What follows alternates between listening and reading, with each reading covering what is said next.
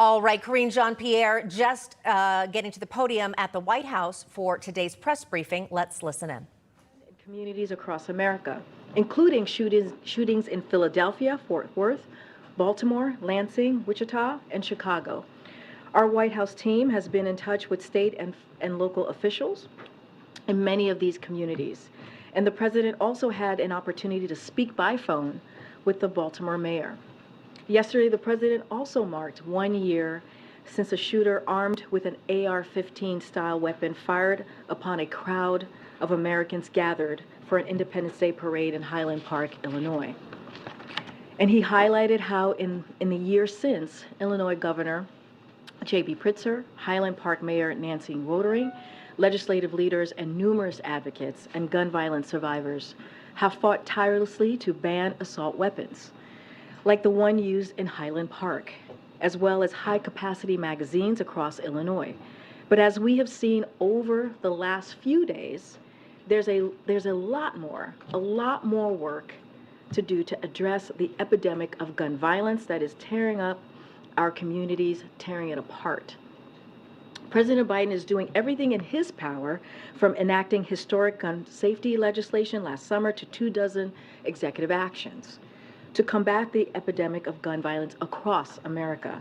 But he also knows that that is not enough, which is why on the heels of the tragedies we saw unfold across the last few days, the president continues to call on Republican lawmakers in Congress to come to the table and ban assault weapons and high-capacity magazines, to require safe storage of guns, to end gun manufacturers' immunity from liability, and to enact universal background checks.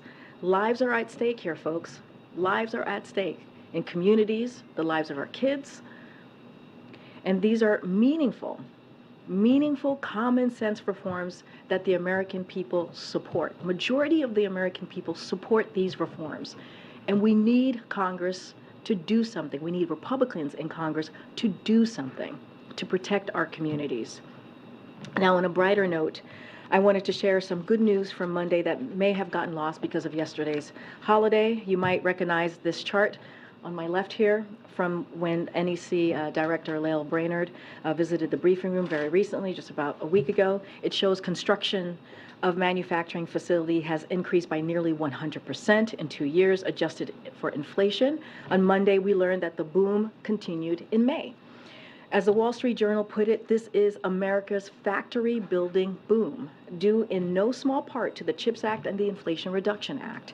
Bidenomics is unleashing huge private sector investments in manufacturing, with businesses investing more than $490 billion in manufacturing and clean energy since the president took office, including more than $11 billion in South Carolina, where, as you know, we will be there tomorrow. The president will be there tomorrow to announce manufacturing investment. Republicans in Congress, again, including every Republican representative from South Carolina, want to threaten these investments, jobs, and economic opportunities by repealing the Inflation Reduction Act, which actually helps the American people. But as the president said at his first inauguration, he is the president for all Americans. It doesn't matter if you're in a red state or a blue state. And his agenda helps all Americans. So tomorrow's announcement will be proof of that, and I hope you all get to join him on this trip. With that, Josh, good to see you. Good to see you, Karine. Two subject areas.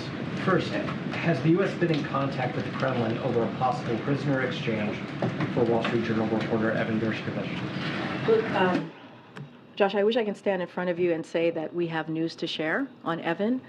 Sadly, we do not have any news to share. What I can say is Evan, along with Paul Whelan, who are both wrongfully detained, as you know, should be home. They should be home with their families. I just don't have anything to share at this time. And secondly, per the intrigue over the holiday, can you give any more details on where the Secret Service found cocaine in the West Wing and how it got there? So, as you know, this is under the purview of the Secret Service. They are currently investigating what happened over the weekend, so I would have to refer you to the Secret Service on all of this. But one thing that I can share, that I'll share a little bit more information. As you know, the The President and the First Lady and their family were not here this weekend, as you all reported on this, and as you also know that they left on Friday and returned just yesterday. Where this was discovered is a heavily traveled area where many White House, West Wing, I should be even more specific, West Wing visitors come through this particular area. I just don't have anything more to share. It is under investigation by the Secret Service. This is in their purview, and so we're going to allow certainly the investigation to continue, and we have confidence that the Secret Service will get to the bottom of this. Go ahead. Has the president said, hey, let's get to the bottom of what happened here? Well, I just said that we have confidence that the Secret Service is going to get to the bottom of this. As you all know, the president follows all the reporting here, and he certainly was briefed by his staff on everything that we know so far. But the Secret Service is investigating this, is investigating what happened over the weekend, and we have confidence that they will get to the bottom of this.